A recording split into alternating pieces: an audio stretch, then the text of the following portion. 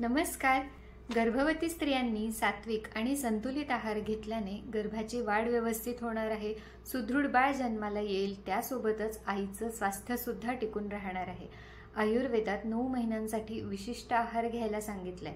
प्रत्येक महिन्यात नवीन अवयवाची उत्पत्ती होत असते आणि त्या अवयवाला पोषक असे आहार प्रत्येक महिन्यासाठी सांगितलेले आहे.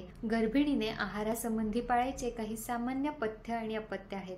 घरात बनवलेले ताजे अन्न जेवावे, कारण ते सात्विक आहार आहे.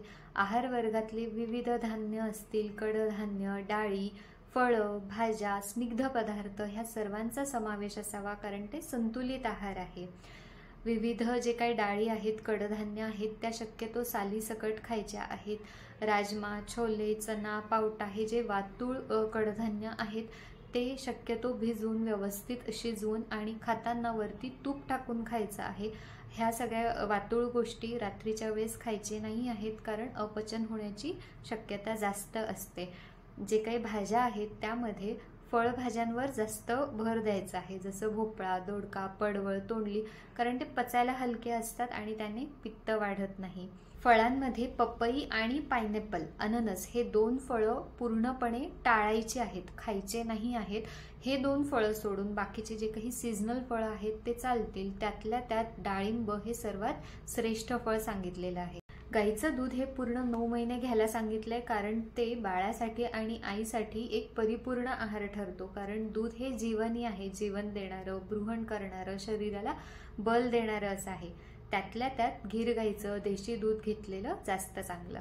गर्भिणीने खूप तिखट, मसालेदार, शिळे अन्न, तेलकट पदार्थ हे खायचे टाळायचे आहेत. तसेच पॅकेटेड फूड असतील, बेकरीचे पदार्थ असतील, सॉसेस आहे, बाहेरचं खाणं आहे, हे सुद्धा टाळायचं आहे, कारण त्यामध्ये फ्लेवरिंग एजंट्स, MSG सारखे केमिकल्स, आर्टिफिशियल स्वीटनर्स, अतिरिक्त प्रमाणामध्ये साखर आणि मीठ हे घातलेलं असतं. त्यामुळे जे काही गेस्टेशनल डायबिटीज आहे, प्रमेह होण्याचे प्रमाण सुद्धा वाढत चाललेलं आहे. प्रेग्नन्सीमध्ये जे काही शेवटच्या महिन्यांमध्ये ब्लड प्रेशर वाढतो त्याचाही त्रास होतो. चहा कॉफीचं प्रमाण सुद्धा कमी ठेवायचं आहे. हल्ली बऱ्याच स्त्रियांना स्मोकिंग आणि ड्रिंकिंगची सवय असते, ज्याने बाळाला जन्मजात विकार होण्याची जास्त शक्यता आहे. तुम्ही स्मोकिंग करत नसाल, पण घरात इतर कोणी स्मोकिंग करत असतील, ज्याला पॅसिव्ह स्मोकिंग म्हणतात, त्याचा सुद्धा तितकाच वाईट परिणाम होतो. म्हणून ह्या सगळ्या गोष्टी स्ट्रिक्टली टाळायच्या आहेत.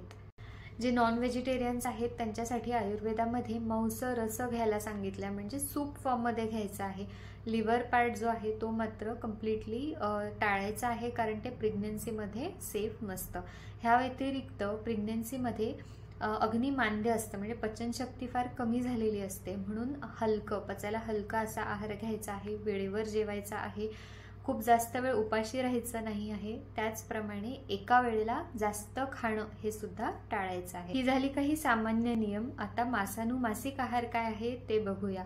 पहिला, दुसरा आणि तिसरा महिना, ज्याला फर्स्ट ट्रायमेस्टर म्हणतात, तर ह्यामध्ये जो पहिला महिना आहे त्यामध्ये गर्भाला विशिष्ट आकार आलेला नसतो. गर्भिणीला थकवा हा मुख्य लक्षण असतो. दुसऱ्या महिन्यामध्ये कोरड्या ओकारी होणे, उलटी, मळमळ होणे हे लक्षणं असतात. त्याच्यामुळे जे काही पहिले 3 महिने आहेत त्याच्यामध्ये गर्भिणीला डिहायड्रेशन होऊ नये, तिचा थकवा भरून निघावं, ह्यासाठी मधुर, शीत, द्रवप्राय आहार सांगितलेला आहे. म्हणजे लिक्विड डाएट हे जास्त ठेवायचं आहे. मग त्यामध्ये संत्री, मोसंबी, कोकम सरबत असे वेगवेगळे द्रवपदार्थ घेऊ शकता. अख्ख्या हिरव्या मुगाचे सूप, ज्वारीचे आंबील, शहाळं असं घेऊ शकता. जे आपण बघितलं 9 महिने दूध घ्यायचं आहे ते कशा प्रकारे घ्यायचं आहे, तर पहिल्या महिन्यामध्ये दुधात जास्तीत जास्त खडी साखर टाकून, पण ते थंड दूध काले काले पिबेत, म्हणजे थोड्या थोड्या वेळाने घ्यायला सांगितलेलं आहे. दुसऱ्या महिन्यामध्ये गर्भिणीच्या स्तनांमध्ये बदल व्हायला सुरुवात होते आणि त्याला सपोर्ट म्हणून दुधामध्ये शतावरी कल्प घ्यायचा आहे, किंवा मग बदामाचं दूध किंवा बदाम घातलेलं दूध घ्यायला सांगितलेलं आहे. दुसऱ्या आणि तिसऱ्या महिन्यामध्ये मॉर्निंग सिकनेस, म्हणजे सकाळी उठल्यावर कोरड्या ओकार होणे किंवा उलटी, मळमळ होणे ही लक्षणं मुख्य असतात. ह्यासाठी मोर आवळा, डाळिंब, गुलकंद हे खूप छान औषधी आहेत. बऱ्याचदा मळमळ होत असताना नुसतं बिस्किटं खाणं किंवा ब्रेड खाणं, म्हणजे कोरडा आहार खायला सांगितलेला असतो, पण ब्रेड आणि बिस्किट हे हेल्दी ऑप्शन्स नाही आहेत. तर ह्याच्यासाठी उत्तम पर्याय म्हणजे साळीचे ल्हाया. तर साळीचे लाह्या कोरडेच भाजून ठेवायचे आणि मळमळ होत असताना ते थोडे तोंडात घातलं तरी लगेच छान वाटायला लागतं. लाजा मंड म्हणजे लाह्याची पेज कशी बनवायची ह्याचा पण आपण एक व्हिडिओ बनवलेला आहे, तो नक्की बघा. 3 महिन्यामध्ये अंग प्रत्यंग विभक्ती म्हणजे बॉडी पार्ट्स तयार व्हायला लागतात, इंद्रियांची उत्पत्ती होते, जे काही कान, नाक, डोळा, त्वचा, जीभ आहे, तर हे जे पंचेंद्रिय आहेत त्यांची उत्पत्ती व्हायला सुरुवात होते. म्हणून इंद्रियांना तृप्तीकर, इंद्रियांना पोषक असा पदार्थ म्हणजे इथे तूप आहे. तर 3ऱ्या महिन्यामध्ये गाईच्या दुधासोबत गाईचं तूप आणि मध घ्यायला सांगितलंय. तर मध इथे गर्भाला स्थिरता प्राप्त करून देते. तर 1 कप जर गाईचं दूध असेल तर त्यामध्ये 1 चमचा गाईचं तूप आणि त्याच्या म्हणजे अर्धा चमचा मध घ्यायचा आहे. तुपापेक्षा मध नेहमी कमी प्रमाणात घ्यायचा आहे.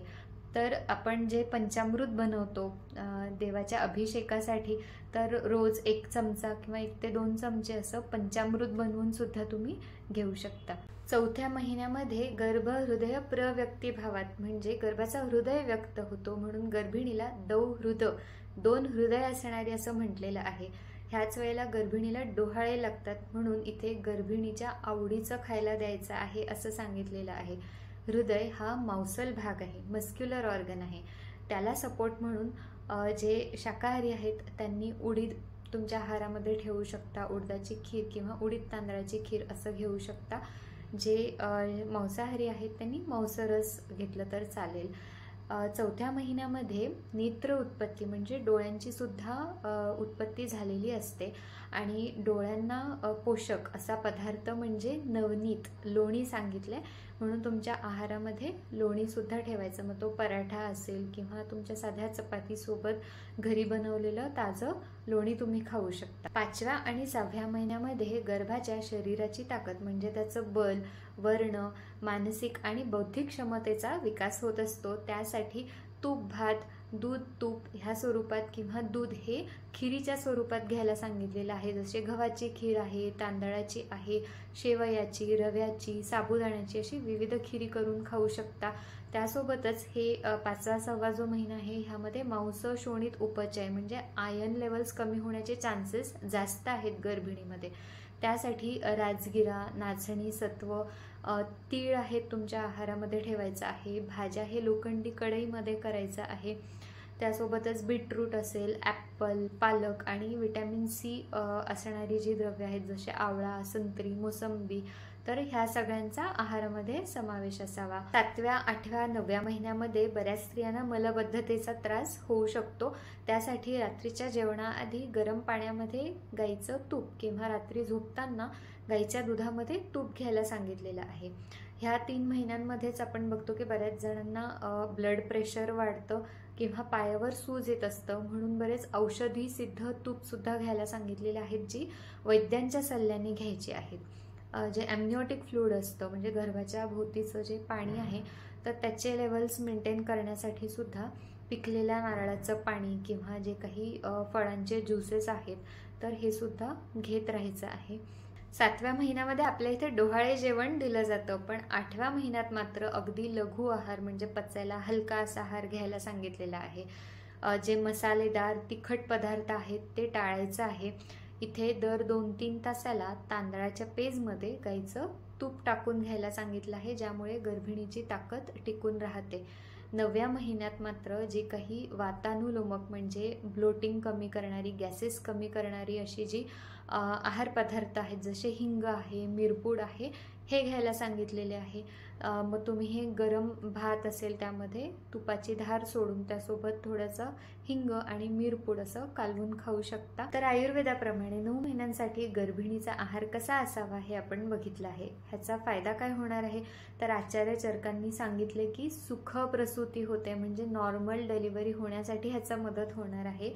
कंबरदुखी, पाठदुखी प्रेग्नन्सी दरम्यान किंवा डिलिव्हरी नंतर होणार नाही, कारण आपण योग्य प्रमाणात स्निग्ध पदार्थांचा वापर केलेला आहे.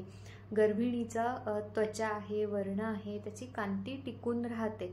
बऱ्याच जणींना स्ट्रेच मार्क्स किंवा त्वचा काळपट पडणे, स्किन सॅगिंग असे त्रास होणार नाही. गेस्टेशनल डायबिटीज असेल, ब्लड प्रेशर ह्यासारखे आजार आपण टाळू शकतो. प्रेग्नन्सीमध्ये नैसर्गिकरित्या वजन वाढलेलं असतं, तर आपण सात्विक आणि संतुलित आहार घेतल्याने डिलिव्हरीनंतर नैसर्गिकरित्याच हे वाढलेलं वजन कमीसुद्धा होतं. त्याशिवाय सर्वात मोठा फायदा म्हणजे गर्भाची वाढ व्यवस्थित होते आणि शेवटी एक छान सुदृढ बाळ जन्माला येते. हा व्हिडिओ आवडला असेल तर नक्की शेअर करा. तुम्हाला अजून कुठल्या विषयांवर व्हिडिओ बनवलेले आवडतील ते कमेंट थ्रू कळवा. सर्वे जनाः सुखिनो भवन्तु.